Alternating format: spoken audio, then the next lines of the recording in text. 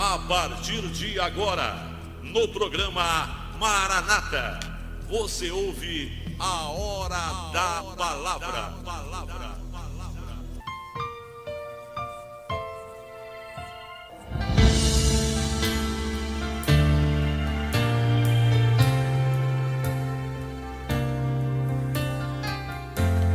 Livro do profeta Isaías, capítulo 32, versos 1 e 2.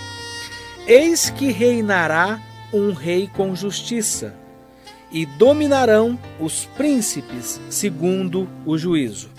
Meu querido irmão, minha querida irmã que está me ouvindo pela rádio regional, ou você que está ouvindo essa mensagem pela internet, pelo canal do YouTube, queremos falar um pouquinho do Antigo Testamento, falar do profeta messiânico chamado Isaías, que nós acabamos de ler aqui, para que nós possamos entender um pouquinho da onde que ele está, no conjunto literário da Bíblia, no conjunto marcado pelos livros bíblicos. É importante mencionar que Isaías, ele foi um profeta messiânico que escreveu há cerca de 750 anos antes do nascimento do Senhor Jesus.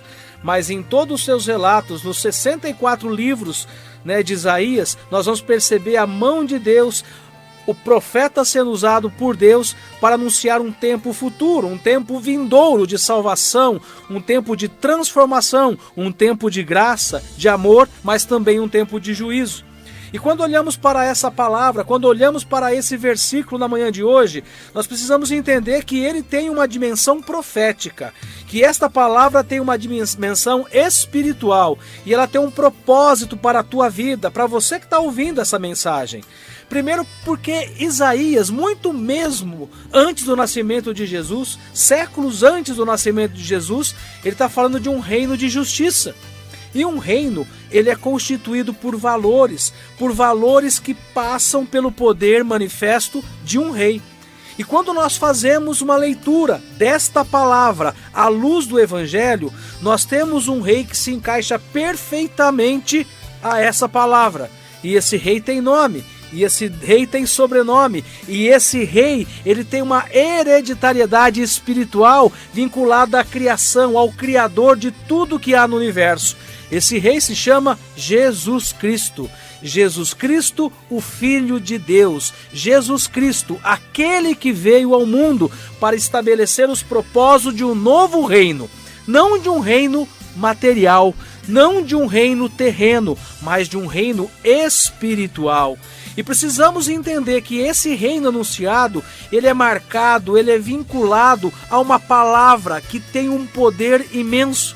E essa palavra se chama verdade. Nós precisamos entender que o reino de Deus, ele tem um alicerce. E esse alicerce é firme e poderoso, porque tudo o que há nos ensinamentos, na vontade, nos princípios que marcam a vontade de Cristo, passa pela vontade da verdade. A verdade faz referência ao conjunto de valores que todos nós temos que colocar em prática na nossa vivência, no nosso cotidiano. Porque quando nós vivemos e nós faltamos com a verdade, nós estamos impedindo que o próximo possa conhecer aquilo que é real, aquilo que é verdadeiro. Nós estamos impedindo o acesso de maneira clara e transparente daqueles que estão ao nosso redor.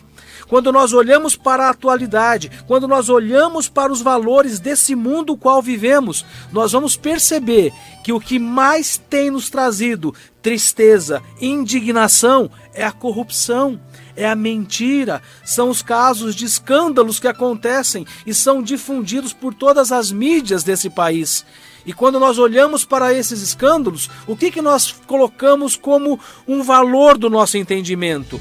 Que as pessoas que estão governando, que as pessoas que estão trabalhando, aquelas que devem nos representar, elas são muitas vezes mentirosas, elas são enganadoras, elas faltam com a verdade, faltam com respeito, governam em causa própria e esquecem daqueles as quais representam.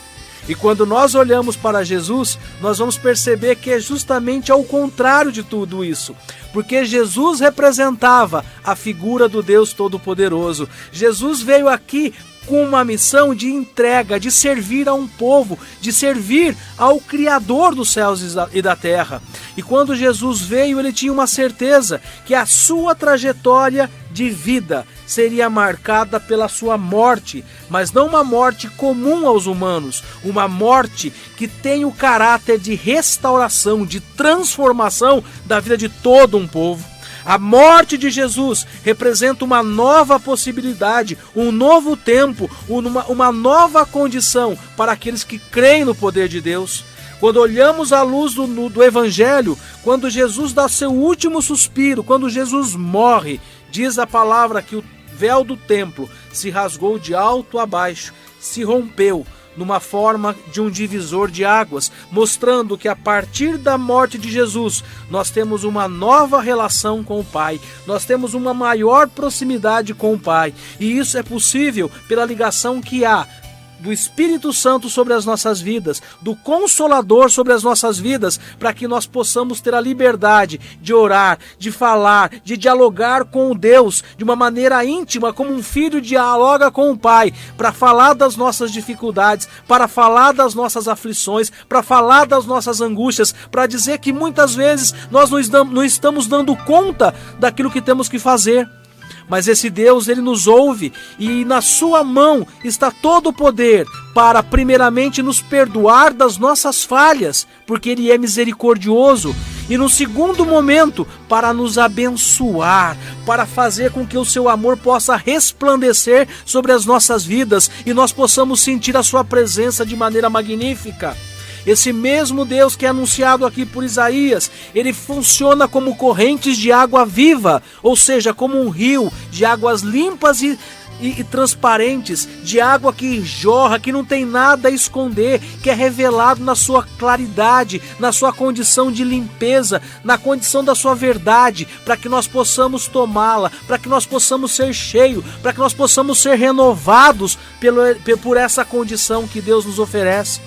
Que nós possamos entender que a presença majestosa do Senhor, como ribeiro de água viva, é na condição de nos lavar e de nos purificar, de fazer com que todo aquele pecado que muitas vezes está encalacrado, está presente na nossa vida, nas nossas relações, nas nossas palavras, nos nossos pensamentos, ele possa ser tirado, ele possa ser extirpado da nossa vida, para que nós encontremos um descanso, que nós tenhamos esperança e, acima de tudo, o refrigério de saber que Deus é o Senhor sobre as nossas vidas.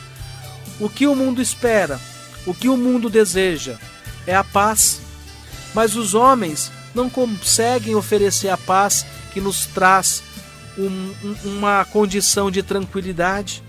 A paz que os homens e o mundo oferecem não é uma paz duradoura, pelo contrário, é uma paz incerta, efêmera e insegura. Mas quando olhamos para a palavra de Deus, nós vamos entender que Jesus Cristo é o Cordeiro de Deus que nos traz a paz, uma paz duradoura, uma paz que acalma o coração, uma paz que nos faz, mesmo na dificuldade, termos a certeza que somos amparados, cuidados e separados pelo amor de Deus. Que você possa ter a certeza que Deus te ama, que você pode ter a certeza que por pior que seja o teu pecado, o Senhor, ele está com as mãos estendidas para te abençoar e para te libertar. Deus é amor, Deus é perdão, Deus é justiça. E é esse Deus que quer fazer grandes coisas na tua vida. Receba essa palavra, meu querido e minha querida, em nome do Senhor Jesus.